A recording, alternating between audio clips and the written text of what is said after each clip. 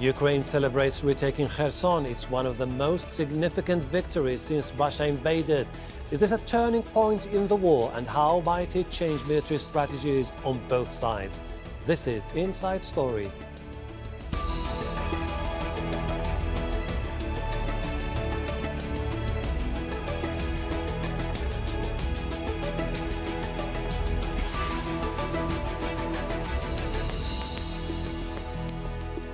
Hello, welcome to the program. I'm Hashim Ahalbara. Russia has pulled out of the only major city it captured in nearly 9 months of war in Ukraine. Kherson fell in early March, a week after the invasion began. But Ukrainian forces have made rapid advances in the last few weeks.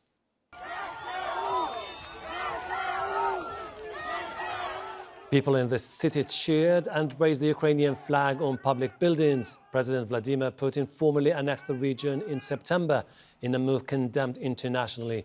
A spokesman insists the Kremlin will still recognize Kherson as part of Russia, but Ukraine's president says the region is back in Ukrainian hands, calling it a historic day.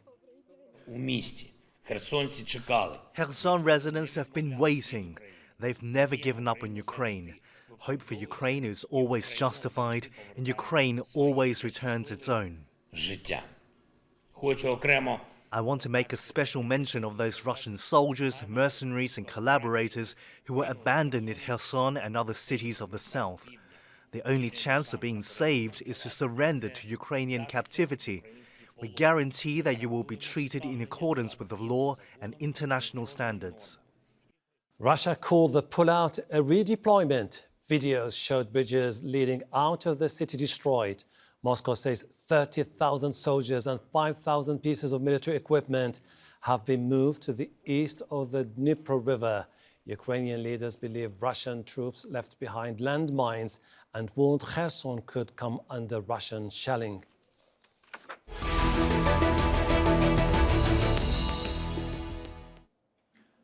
Now let's bring in our guests in Odessa. Hanna Shelest, the Security Studies Program Director with the Ukrainian PRISM, that's the Ukrainian Foreign Policy and Security Think Tank. In Moscow, Pavel Fingenhauer, an independent defense and military analyst and a columnist. In London, Domitilla Sagramoso, Senior Lecturer in Security and Development at King's College London and Specialist in Russian Foreign and Security Policy. Welcome to the program. Hanna, how significant is the recapture of Kherson by the Ukrainian army? There are two elements that we need to understand. First is strategic, and that is definitely important because that is part of the coast and that is access to Crimea. So that is important town on the south from all perspectives, and especially if the Ukrainian forces will advance further. But it's also extremely important psychologically because, first of all, it was the only big city, the only regional center that Russians managed to capture since the beginning of this wave of invasion. But also because Russia just incorporated and said that it is Russian city, part of the Russian history, it is Russian empire, and all those propaganda that were heard within the last 9 months. And that's why now it's really interesting to follow Russian social networks, how the locals are starting to question if we've been defending the Russian population there, why they are greeting Ukrainian armed forces with all this happiness and Ukrainian flags. So we think that psychologically it will be important both for the Ukrainians, as it is important to liberate your people, but also as the leverage against the Russian propaganda inside of Russia. Pavel, what has been described as a major victory by the Ukrainians has been somehow characterized by the Russians as a tactical withdrawal. But I think there's a general consensus that this is a major setback for the political establishment in Moscow. Well, the move makes direct military sense, but politically, yes, it is a disaster, a public relation disaster inside Russia. And also it has high strategic meaning, because by abandoning this bridgehead on the right banks of the Dnipro River, Russia has clearly abandoned the idea that was in the beginning of this whole campaign to move further south and west to take Nikolaev, Odessa, reach the Dniester Republic, Kryvyi Rog, kind of take over the south of Ukraine, the more predominantly Russian-speaking regions, and cut Ukraine away from the sea entirely. So that dream has been abandoned. The Russian forces are retreating. Yes, regrouping. They're not that they're directly pushed out, but they are retreating under orders in a more or less organized manner. But still, this is a strategic defeat, and this is an internal and to some extent external political disaster. Domitilla, are we likely to see more of a reset of strategies or more escalation in the conflict? I think that we can expect that maybe there is more intense fighting on other fronts. We have seen that there is now a very, very intense fighting going on around Bakhmut. The city is very much sort of under siege. Ukrainians are fighting very intensely there, and over the last few weeks, they've really suffered many casualties, but they've managed to sort of hold on. So it seems that Russia might decide to hit harder in other regions of the front, especially in the Donbas area. So I think that we cannot think that this is now sort of over. But I think at the same time, there might be some pressures to see if Russia can sort of ensure a ceasefire that secures its conquests, which it already has. So I wouldn't be surprised if they are sort of behind the scenes efforts to see if Russia can secure the regions it already controls. But I would expect an increase in fighting on other fronts. Hannah, emboldened by what happened on the ground, Ukrainian President Volodymyr Zelensky vowed that the fight will continue until the end. Do you think that he has all it takes now to continue the push, but all that ultimately other considerations will have to be taken before he moves forward? First of all, what you need to move forward, that is the will and readiness of your armed forces. And here you definitely have this willingness. Yes, there are tiredness. Yes, it is the understanding of the difficult conditions during the winter. But at the same time, we understand that ceasefire will play into the hands of the Russian Federation, but not in Ukrainian hands, because that will allow Russians to train their newly mobilized or to restore some of the ammunition stockpiles that are being destroyed either by the Iranian or by North Korean or produced in Russia missiles. That is dangerous for sure. So nobody is relaxing. What can be the constraints in case Ukraine has a less supply of the ammunition from our partners? Definitely that can slow down a little bit, but that also depends on the type of the warfare we will be witnessing further. As for now, we understand that not only Bakhmut, about which Donatella just spoke, is one of the major topics, but definitely Melitopol and the Energodar, where the Zaporizhzhia nuclear station. And what is interesting that on the one hand, Russians intensified shelling. I'm now in the midst of the air raid, even in Odessa. But at the same time, in Melitopol, we see how they intensified withdrawal of looted goods. So they also feel very unsafe at the occupied territories. Pavel, after the Russian military pulled out from Kiev and Kharkiv, the only provincial or regional capital under their control was Kherson. And then just a few weeks ago, President Vladimir Putin announced the annexation of the four regions, Luhansk, Donetsk, Kherson, and Zaporizhzhia. Now they lost Kherson. Could this be an indication that there is something terribly wrong with the way the Russian military establishment has been thinking about this whole military enterprise? Well, this campaign has gone very wrong for Russia. That's an obvious understood very much in Moscow, and there has been, pushing around of the buck happening, because now military establishment now sends out, some to those people who they trust, that they were always against this campaign, that it was pressed on them from the Kremlin, that there were other, like Nikolai Patrushev, the secretary of the Security Council, and Mr. Bortnikov from the FSB security agency, they were pressing for this entire campaign. The military were reluctant because it's clear that things are gone wrong. And right now, Russia clearly wants a ceasefire. That's what the Russian foreign ministry is saying. That's what Russian diplomats, the Kremlin is indicating. A ceasefire, a long ceasefire. Ceasefire based basically Russia would want on the status quo. I mean, who holds what? More or less, that's the line of control. A new kind of Minsk, because Russia needs a pause, and because Ukraine has quite a number of advantages, and they will be pressing forward their offensive, especially when winter comes and the frost freezes the dirt that's right now covering the entire region, and there's very little good roads there at all. But when the frost comes, you can move again through fields and through dirt roads, and there could be a big Ukrainian offensive. And Russians are building right now defense lines in their rear, in Crimea, in anticipation, and gathering reserves, moving out of Kherson to have reserves for a possible Ukrainian decisive offensive.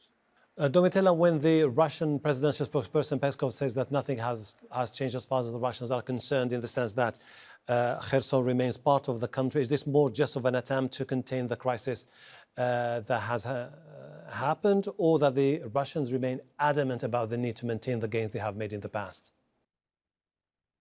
I think that the internal front is probably the most challenging now for Putin, because it's very difficult for the Russian public to sort of accept that these areas that were annexed and were seen as part of Russia, have to be accepted as lost. So when I was listening to sort of TV programs yesterday, it was clear that a lot of the commentary of sort of this state TV run channels, commentators were sort of hoping that this was just a temporary retreat and that sooner or later they would take back these areas. So I think it's going to be very challenging for the population to accept that these areas are gone for good. And I think that there's going to be a lot of work that will have to be done from sort of the leadership to explain that maybe this will have to be postponed for a very long time.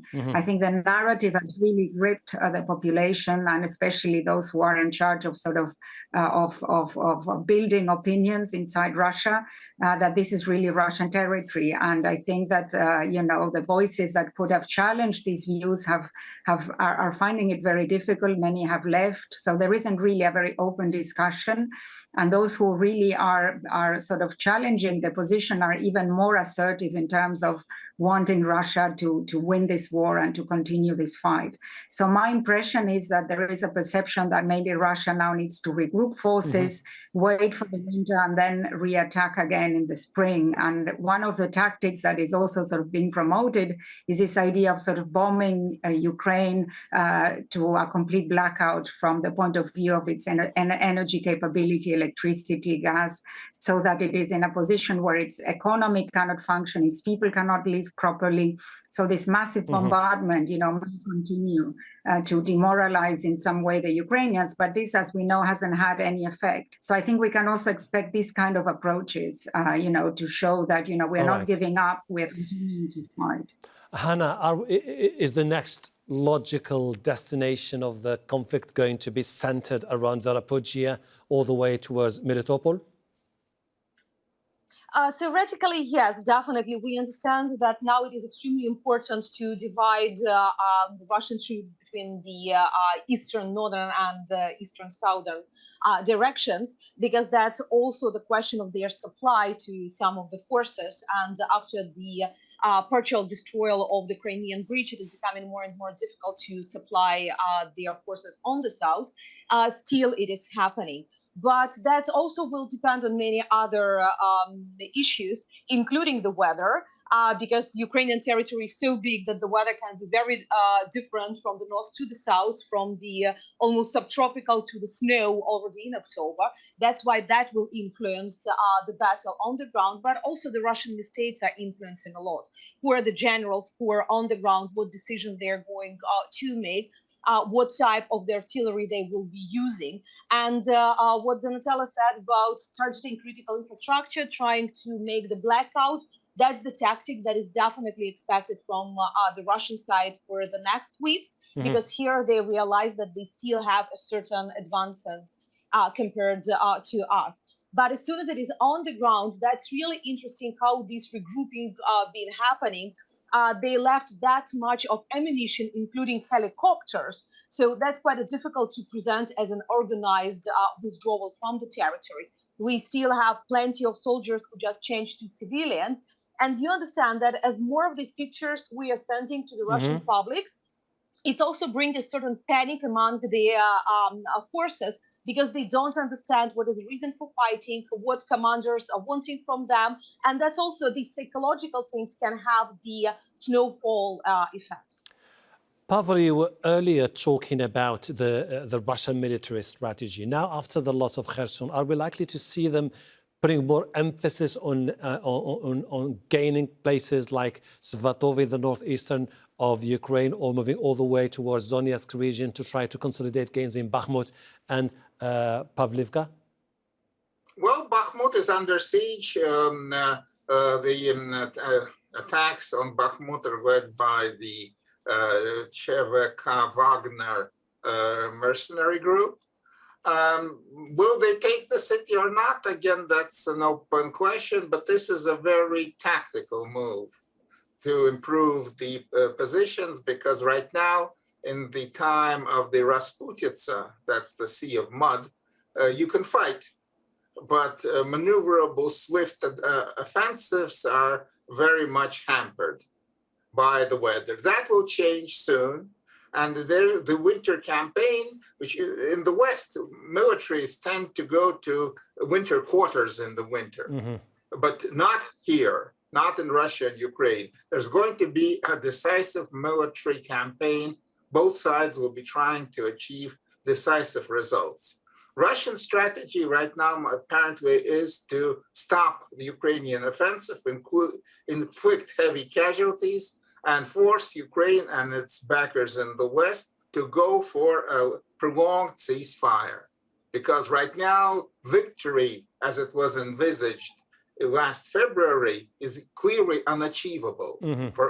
That's understood in Moscow. So that right now, Russia would want a pause in the fighting to regroup, really, to rearm, to prepare for the future. Okay. And Ukraine does not want to do that, of course. All right, Domitilla, now when you have the autumn with all the problems that come along with the weather, you have the rains, you have the muddy ground, and you have both parties losing each about 100,000 casualties since the start of the conflict. Could this be the moment for both parties to consider the need to start political talks?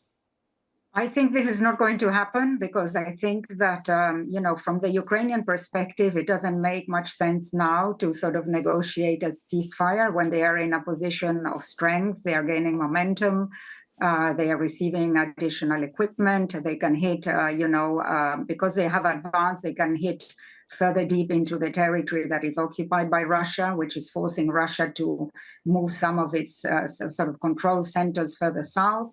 They have a very strong morale. They are being received, by the populations as saviors. So this will really sort of embolden even more, the Ukrainian leadership to continue with this campaign and to see if they can make sure that they gain additional territory, because this also gives them the support externally. The more they win, the more they can show to the Western partners that the military support they're getting, has producing results. And, I think the underlying question of the problem with negotiations is that there is a very strong lack of trust. I think that Zelensky, for very obvious reason, really doesn't trust its negotiating partner on the other side.